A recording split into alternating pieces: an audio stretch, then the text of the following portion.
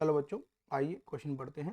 A bullet of mass 10 gram travelling horizontally at 200 metre per second strikes and embeds in a pendulum bob of mass 2 kg। पहला part पूछा गया, how much mechanical energy dissipated in the collision. तो मान लिया जाए पहला part पहले पढ़ते हैं, फिर दूसरा पार्ट पढ़ेंगे, उसको सोल्व करेंगे। तो सबसे पहले ए पार्ट को हम सोल्व करेंगे। तो देखें, बुलेट है और ये बुलेट का जो मास है वो दे रखा है 10 ग्राम और इनिशियल जो वेलोसिटी है बुलेट की वो है 200 मीटर पर सेकंड। और ये जो बुलेट है वो एम्बेड कर गई किसके अंदर, पेंडुलम के अंदर।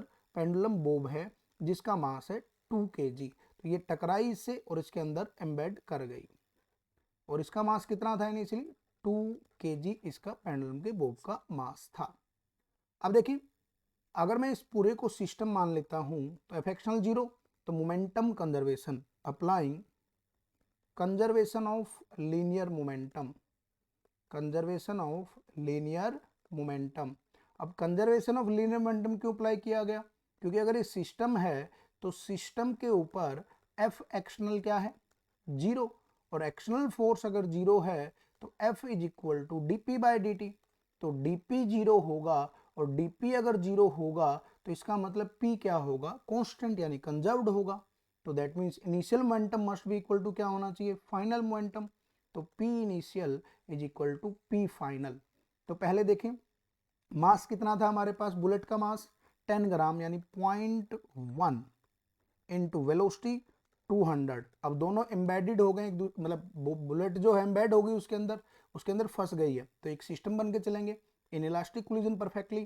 तो देखें यहाँ से क्या ले सकते हैं हम, मास कितना आएगा 2 प्लस इसका केजी में है और इसका मास ग्राम में था, केजी में बनाएंगे, इनटू में इसकी वेलोसिटी, जो बुलेट की फाइनली सिस्टम की वेलोसिटी होगी, बुलेट प्लस पेंडुलम सिस्टम की वो वेलोसिटी v है।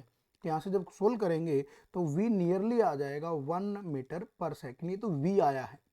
हमें पूछा गया how much mechanical energy dissipated, तो मैकेनिकल एनर्जी डेसिपेटेड होगी, दैट इज ए पार्ट है मैकेनिकल एनर्जी डेसिपेटेड, वो हो जाएगी यानी लॉस होगा कितना, तो लॉस कितना होगा, दैट इज के इनिशियल माइनस के फाइनल।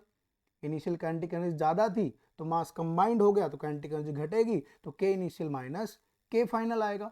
तो के इनिशियल कितना, half of mass 0.01 into V, that is 1 का square minus of initial velocity तो 200 है ना, तो 200 का स्क्वायर, ये आ जाएगा 200 का स्क्वायर, मास हाफ एम इनिशियल वेलोसिटी का स्क्वायर, ये आ जाएगी के इनिशियल।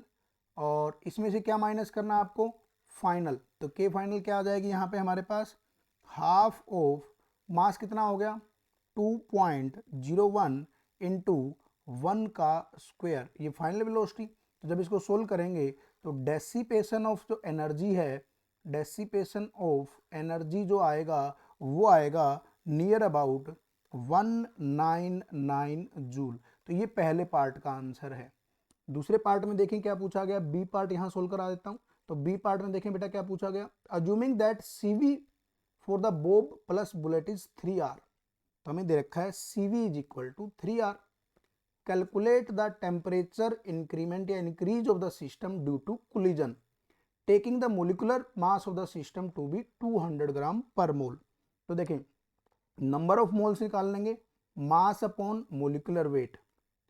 तो मास कितना है, देखें हमारे पास ग्राम में बना लें इसके बोब के मास को, 2000 ग्राम प्लस इसका मास कितना 10 ग्राम अपॉन मोलिकुलर वेट कितना बोला गया 200 ग्राम पर मोल। तो ठीक है, ये आ जाएगा 200 ग्राम पर मोल। तो n यहाँ से जो है वो आएगा 10.05, नंबर ऑफ मॉलिक्यूल्स आ जाएंगे यहाँ से।